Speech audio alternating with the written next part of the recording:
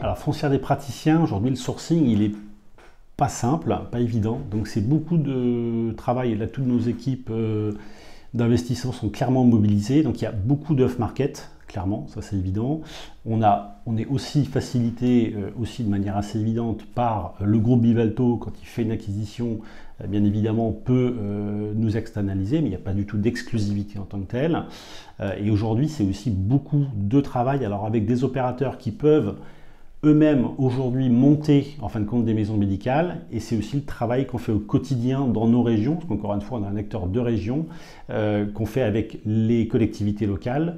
les ARS également, qui sont aujourd'hui demandeurs, les élus sont demandeurs de l'implantation de maisons médicales, et donc on travaille aussi avec des acteurs type Banque des Territoires, qui sont aujourd'hui catalyseurs finalement de ces besoins. Et donc notre travail, c'est finalement aujourd'hui beaucoup de remontée d'informations et de collecte de besoins aujourd'hui en région, clairement. Alors la région parisienne en fait partie bien évidemment,